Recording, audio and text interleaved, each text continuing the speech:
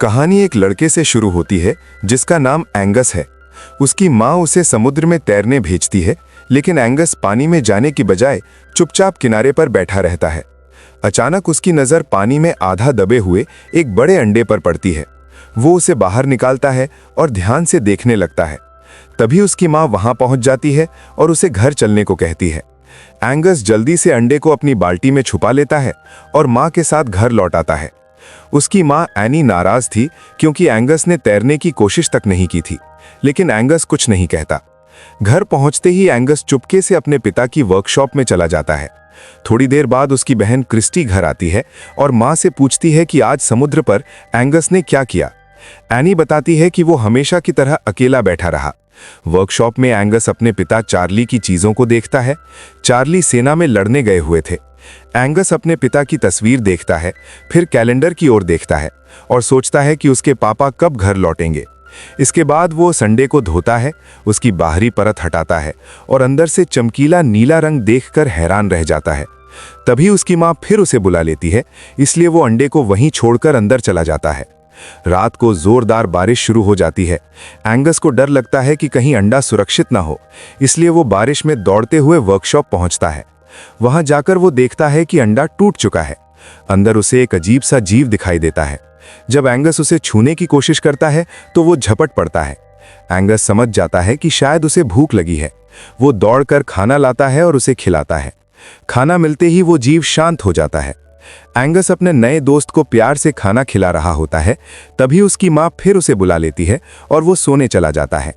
अगली सुबह एंगस उठता है तो देखता है कि उसके घर के बाहर सैनिक खड़े हैं। वो उसकी माँ एनी और बहन क्रिस्टी कैप्टन हैमिल्टन से मिलते हैं।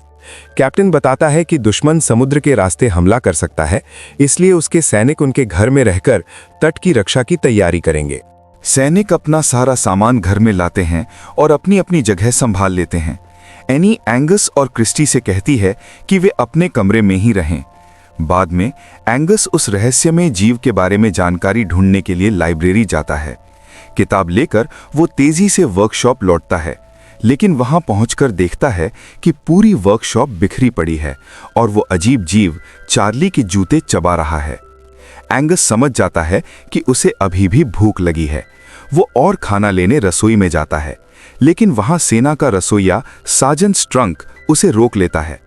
एंगस बहुत विनती करता है कि उस जीव को खाना चाहिए, लेकिन स्ट्रंक मना कर देता है। फिर एंगस किचन का कूड़ा बाहर फेंकने की पेशकश करता है। इस पर स्ट्रंक मान जाता है। कूड़े के डिब्बे में पड़े बचे हुए खाने से एंगस अपने नए दोस्त को खिलाता है और वो खुशी से खाने लगता है। एंगस उसका नाम क्रूसो रख देता है। सारा खाना खा लेने के बाद क्रूसो उस पानी के डिब्बे में खुशी खुशी तैरने लगता है जिसे एंगस ने भर दिया था। उधर कैप्टन हैमिल्टन अपने सैनिकों को लगातार कड़ा अभ्यास करा रहा होता है और उन्हें हर पल दुश्मन के हमले के लिए तैयार रहने का आदेश देता है। एंगस चुपके से क्रूसो को वर्कशॉप में अकेला छोड़कर निकल जाता है ताकि एनी को शक ना हो। कुछ समय बाद एक आदमी जिसका नाम लुइस है कस्बे में आता है और सीधे वर्कशॉप पहुंचता है जहां एनी काम कर रही होती है। वो नौकरी मांगता है। एनी कहती है कि पहले उसे पूरी वर्कशॉप साफ करनी होगी। लुइस तुरंत काम शुरू कर देता है। सफाई करते समय वो वही कूड़े का डिब्बा उठा लेता है जिसमें एंगस ने क्रूसो को छुपाया था। एंगस ये देखकर दौड़कर लुइस को रोकता है, लेकिन डिब्बा खाली होता है। एंगस गुस्से में लुइस से पूछता है कि वो कौन है और उसके पिता की वर्कशॉप में क्या कर रहा है। वो कहता है कि उसके पिता चार्ली जल्द ही युद्ध से वापस आएंगे। इस पर लुइस जवाब देता है, जब तुम्हारे पिता लौटेंगे तब ये वर्कशॉप उनकी होगी, लेकिन तब तक यहाँ मैं ही जिम्मेदार हूँ। एंगस समझ जाता है कि क्रूसो खतरे में है और वो घर के अंदर उसके लिए सुरक्षित जगह ढूंढने लगता है। इसी बीच क्रूसो चुपके से घर में घुस आता है। सार्जेंट स्ट्रंक का कुत्ता चर्चिल उसे देख लेता है और उसके पीछे दौड़ पड़ता है, लेकिन कुत्ता जंजीर से बंधा होने की वजह से उसे पकड़ नहीं पाता। क्रूसो फुर्ती से बाथरूम में घुस जाता है। उसी समय क्रिस्टी वहां पहुंचती है। वो जोर से चीख पड़ती है और ऊपर भाग जाती है। एंगस उसे शांत करता है और बताता है कि क्रूसो उसका पालतू है, जो उसे समुद्र के किनारे मिले अजीब अंडे से निकला था। क्रिस्टी डर जाती है, लेकिन वादा करती है कि वो एनी को कुछ नहीं बताएगी, क्योंकि क्रूसो किसी को नुकसान नहीं पहुंचाएगा। वर्कशॉप में वापस एनी लुइस को चार्ली के कुछ कपड़े धोने के लिए देती है। लुइस झिझकते हुए पूछता है कि क्या चार्ली शायद कभी लौटेगा भी। भारी दिल से एनी मान लेती है कि चार्ली की मौत समुद्र में उसके जहाज के डूबने से हो गई थी। फिर एनी लुइस से बाथरूम की लीकेज ठीक करने को कहती है। जब लुइस उसी बाथरूम का दरवाजा खटखटाता है तो एंगस और क्रिस्टी उसे अंदर आने से रोकने की कोशिश करते हैं। काफी देर बाद लुइस धमकी देता है कि वो एनी को बता देगा कि वे क्या छुपा रहे हैं। आखिरकार क्रिस्टी को दरवाजा खोलना पड़ता है। लुइस अंदर आता है और कहता है कि वो लीकेज ठीक करने आया है। तभी अचानक उसकी नजर क्रूसो पर पड़ती है। वो घबरा जाता है और पूछता है, ये क्या है? एंगस उसे पूरी कहानी सुना देता है।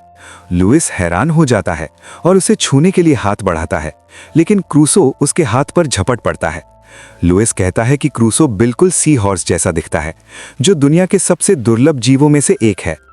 किंवदंती कहती है कि दुनिया में एक समय में सिर्फ एक ही सी हॉर्स मौजूद होता है। जब वो मरता है तो एक नया अंडा फूटता है और नया सी हॉर्स जन्म लेता है। लुइस उन्हें सी हॉर्स की जादुई शक्तियों के बारे में भी बताता है। उसी समय एनी दरवाजा खटखटाती है। एंगस लुइस से विनती करता है कि वो क्रूसो को छुपाने में मदद करे, क्योंकि एनी उसे कभी घर में रहने नहीं देगी। लुइस मान जाता है। जब एनी अंदर आती है तो उसे कोई जीव दिखाई नहीं देता। हालांकि क्रूसो अपनी छिपने की जगह से झांक रहा होता है और लुइस बड़ी होशियारी से एनी का ध्यान दूसरी ओर भटका देता है। बाद में एनी बाहर जाती है, जहां उसकी मुलाकात कैप्टन हैमिल्टन से होती है। वो एनी को सैनिकों के डिनर पर आमंत्रित करता है। उसी रात लुइस एंगस से कहता है कि उन्हें क्रूसो को समुद्र में वापस छोड़ देना चाहिए, क्योंकि वही उसका असली घर है। लेकिन एंगस मना कर देता है और कहता है कि क्रूसो उसी का है। जल्द ही घर में सैनिकों का डिनर शुरू हो जाता है। एंगस क्रूसो को बाथरूम में छोड़ देता है और परोसने में मदद करने चला जाता है, लेकिन दरवाजा बंद करना भूल जाता है। क्रूसो मौका देखकर बाहर निकल जाता है। उधर सार्जेंट स्ट्रंक का कुत्ता चर्चिल उसकी गंध सूंघ लेता है और उसे ढूंढने के लिए पागलों की तरह दौड़ने लगता है। जैसे ही चर्चिल क्रूसो को देखता है, वो पूरे घर में उसका पीछा करता है, डाइनिंग टेबल पर कूद जाता है और पूरा डिनर बर्बाद कर देता है। सब लोग चर्चिल को डांटते हैं और उसे मार पड़ने वाली होती है। इसी बीच क्रूसो बाहर भागकर फवारे में कूद जाता है, जहां उसे खुशी खुशी खाने के लिए मछलियां मिल जाती हैं। एंगस घबराकर क्रूसो को ढूंढने लगता है। लुइस उसे भरोसा दिलाता है कि वो उसे सुरक्षित ढूंढकर वापस लाएगा। काफी खोजने के बाद लुइस क्रूसो को ढूंढ निकालता है, जो अब पहले से बहुत बड़ा हो चुका होता है। जब एंगस उसकी बढ़त देखता है तो उसे एहसास होता है कि अब उसे छोड़ने का समय आ गया है। दोनों मिलकर क्रूसो को ट्रक के पीछे रखते हैं और समुद्र किनारे ले जाते हैं। भारी दिल से वे उसे पानी में छोड़ देते हैं। एंगस का दिल टूट जाता है, लेकिन वो जानता है कि उसके पास कोई और रास्ता नहीं था। अगले दिन दो मछुआरे, जिमी और उसका दोस्त ह्यूई, समुद्र में होते हैं जब अचानक उनकी रस्सी पर जोरदार झटका लगता है और उनकी नाव डूबने लगती है। तभी एक विशाल क्रूसो उनके सामने आ जाता है। ह्यूई उसे पकड़ना चाहता है, क्योंकि उसे लगता है कि इससे बहुत पैसा मिलेगा, लेकिन जिमी मना कर देता है। क्रूसो डूबती नाव को खींचकर दूर ले जाने लगता है। जिमी अपनी जान बचाने के लिए रस्सी काट देता है और क्रूसो तैरकर दूर चला जाता है। जिमी हैरान रह जाता है। उसने अपनी जिंदगी में ऐसा अद्भुत जीव कभी नहीं देखा था। इधर कैप्टन हैमिल्टन एंगस से कहता है कि उसकी मां चाहती है कि वो तुरंत सेना की ट्रेनिंग शुरू करे। एंगस सैनिकों के साथ काम करता है, लेकिन कुछ दिनों बाद वो ऊब जाता है। एक सुबह वो चुपचाप निकलकर समुद्र की ओर दौड़ता है। वो जोर से क्रूसो को पुकारता है, लेकिन कोई जवाब नहीं मिलता। एंगस एक छोटी नाव में बैठकर समुद्र में आगे बढ़ता है। तभी अचानक क्रूसो पानी से बाहर उछलकर उसके पास आ जाता है। एंगस देखकर दंग रह जाता है कि क्रूसो अब कितना विशाल हो चुका है। जोरदार छलांग लगाकर क्रूसो एंगस को अपनी पीठ पर उठा लेता है। शुरू में एंगस डर जाता है, लेकिन थोड़ी ही देर में वो इस रोमांचक समुद्री सवारी का मजा लेने लगता है। जब क्रूसो उसे वापस किनारे छोड़ता है, तभी सार्जेंट स्ट्रंक का कुत्ता चर्चिल उसकी गंध सूंघ लेता है और पानी की ओर दौड़ पड़ता है। स्ट्रंक भी हैरानी में उसके पीछे दौड़ता है। उसने अपनी जिंदगी में कभी इतना बड़ा और अजीब जीव नहीं देखा था और उसे अपनी आंखों पर यकीन ही नहीं हो रहा था। उसी रात एंगस जोश में क्रिस्टी और लुइस को अपना रोमांच सुनाता है। तीनों जोर जोर से हंसते हैं और घर खुशी से गूंज उठता है। दरवाजे पर खड़ी एनी ये सब देखकर मुस्कुराती है और चुपचाप बाहर जाने लगती है। लुइस उसके पीछे जाता है और एनी उसका शुक्रिया अदा करती है। लुइस की वजह से ही उसे अपने बच्चों को फिर से खुलकर हंसते हुए देखने का मौका मिला था। लुइस मुस्कुराकर वहां से चला जाता है। इधर जिमी एक रिपोर्टर जॉक को समुद्र में मिले उस अजीब जानवर के बारे में बताता है। जॉक सोचता है कि इस खबर से शहर में निवेशक और सैलानी आ सकते हैं। ह्यूई बहस करता है कि शहर पहले ही ठीक है, लेकिन जॉक जोर देता है कि लोगों को ऐसे खतरनाक समुद्री जीव के बारे में जानने का हक है।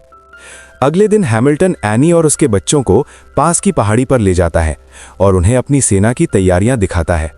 वो दुश्मनों से लड़ने में इस्तेमाल होने वाले हथियारों का प्रदर्शन भी करता है। वो अपने सैनिकों को पानी में छिपे लक्ष्यों पर नकली हमले करने का आदेश देता है। एंगस समझ जाता है कि इससे क्रूसो को खतरा हो सकता है और वो एनी से अभ्यास रोकने की गुहार लगाता है, लेकिन एनी उसकी घबराहट नहीं समझ पाती और उसे चुप रहने को कह देती है। यहां तक कि क्रिस्टी की ये बात कि एंगस सच बोल रहा है किसी के कानों तक नहीं पहुंचती। सैनिक उथले पानी में फायरिंग शुरू कर देते हैं। डर के मारे क्रूसो बुरी तरह घबरा जाता है और बचने की कोशिश करने लगता है। उधर जिमी और जॉक भी क्रूसो की तस्वीर लेने की उम्मीद में समुद्र किनारे आ पहुंचे होते हैं, लेकिन क्रूसो कहीं दिखाई नहीं देता। निराश होकर जिमी और जॉक ने एक नकली मूर्ति बनाई, उसकी तस्वीर ली और अगले दिन के अखबार में छाप दी। कुछ दिन बाद जब सार्जेंट स्ट्रंक ने वो तस्वीर देखी तो उसने उसी डरावने जीव को पहचान लिया जिसे वो समुद्र के किनारे देख चुका था। स्ट्रंक और कई सैनिकों ने कसम खाई कि वे क्रूसो को ढूंढकर मार डालेंगे। उसी रात क्रिस्टी चुपके से एंगस के कमरे में आई। दोनों घर से भाग गए और लुइस को साथ लेकर समुद्र किनारे पहुंचे ताकि क्रूसो को देख सकें।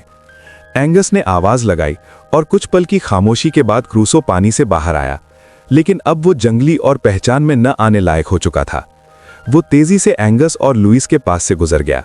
डर के मारे दोनों उसे देखते ही रह गए। क्रूसो फिर से लहरों में गायब हो गया।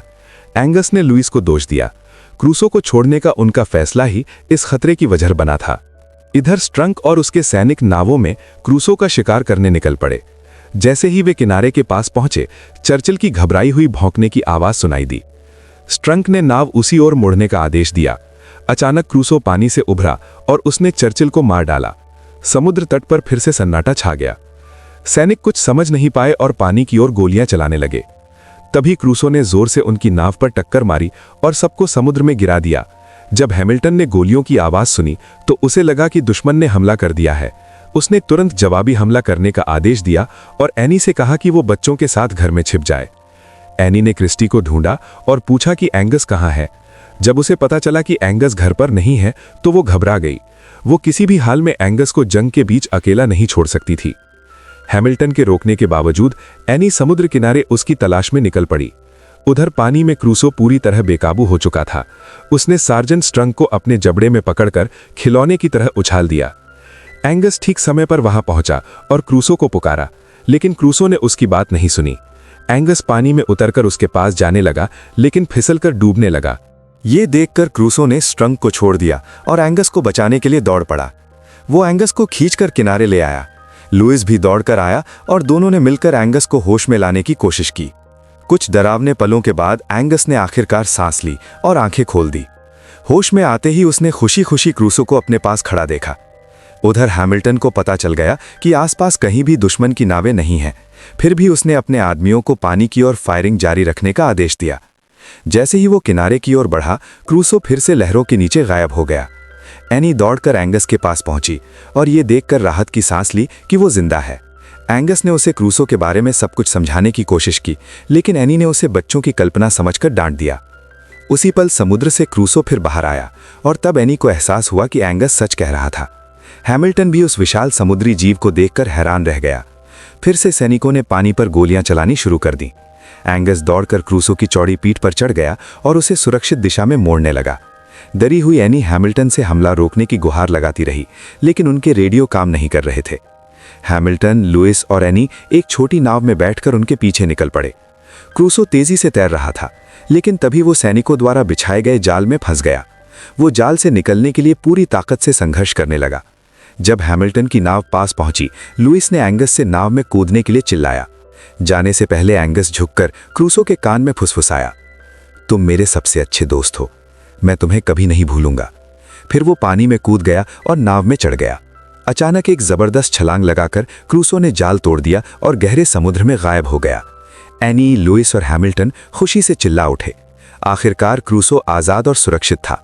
अगर आपको ये रोमांच पसंद आया हो या ये आपको थोड़ा बचकाना लगा हो तो हमें कमेंट में ज़रूर बताइए, ताकि अगली बार हम आपके लिए और भी बेहतरीन कहानियाँ ला सकें।